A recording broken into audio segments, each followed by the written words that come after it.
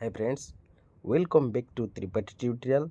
This is जगत पिलामाने आज आम क्लास 9 रो जो साइंस पढ़ी आम पदार्थ से पदार्थ आज पार्ट 3 पढ़िया पिलामाने जो माने नुआ आसीच से माने आम चैनल को सब्सक्राइब कर दियो जहाँफल आम जहाँ भी अपडेट दवा तार नोटिफिकेशन तुम मैंने पर जाई पहुँच जाओ ओके।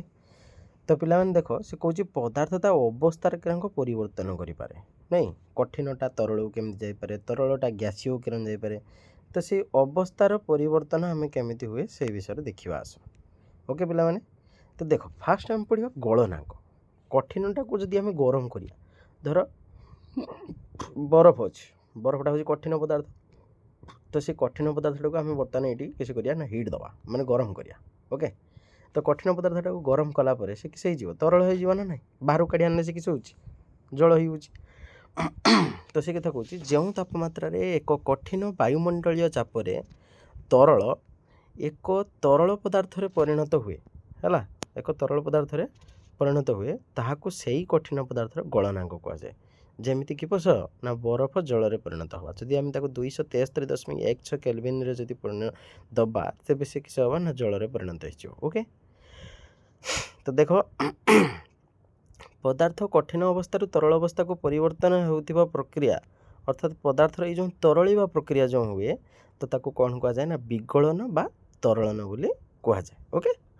तो देख जिते बड़े ताप प्रदान जोगु कौन सी पदार्थ तरलिबा आरंभ करे ना सेते बेले तार तापमात्रा अपरिवर्तित रहे नहीं तापमात्रा किस हम ना अपरिवर्तित रौन चेंज हम ओके। तो देख वायुमंडल चापर एक किग्रार एक कठिन पदार्थ को तार गलनांक तापमात्रा तरल परिणत करने को जी परिमाण तापशक्ति आवश्यक हुए ताहाको सही पदार्थर गलनर गुप्त ताप कह जाए। सर्ट क्वेश्चन आसो पिला माने गुप्त ताप क्या कह जाए ओके मन रख है। देख तापर कौन कौच देख 16 डिग्री सेल्सियस बा 273 केल्विन मन रख 16 डिग्री सेल्सियस बा 273 के रे रही जलर कणिका मानक शक्ति से तापमात्रा थी बरफ कणिका मानक शक्ति अपेक्षा अधिक होता है ये हूँ किस गलनांक एवं से देखिए स्फोटनांक पे नोट नहीं आस तुम निजे पढ़ी पार है। देख स्फोटनांक कौन कौच जलटा को आम किस स्फोटन करवा माने बाष्प परिणत करवा बॉइलिंग करवा ना जो तापमात्रा एक तरल वायुमंडल चापर फुटवा आरंभ कै है गोटे जलटा अच्छी भात हाँडी गरम करदे गरम करने को से जो जलटा जो फुटुची तो से फुटवा को आरंभ करे से पदार्थ स्फोटनांक कहुए।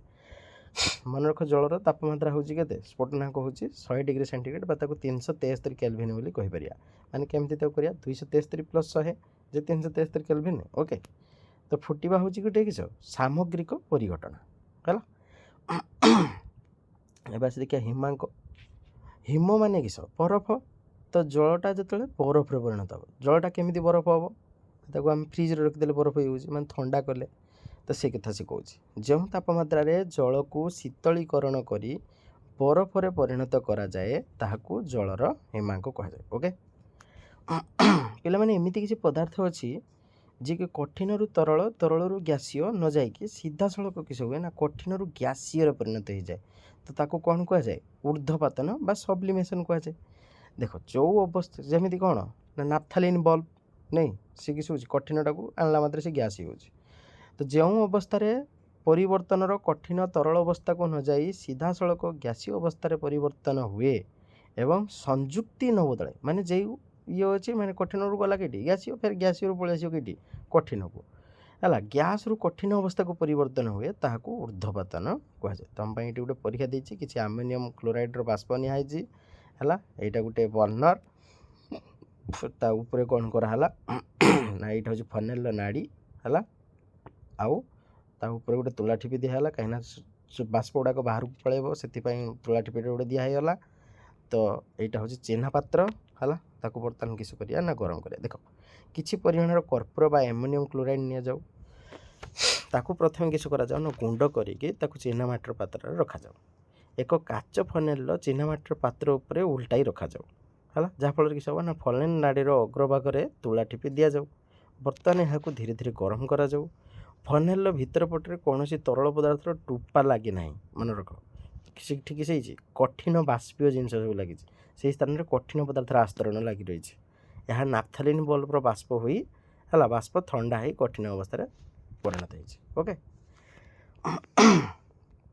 ଆସି ଦେଖିବା ଏବେ ଚାପ ପରିବର୍ତ୍ତନର ପ୍ରଭାବ କିପରି ପଡ଼ୁଛି।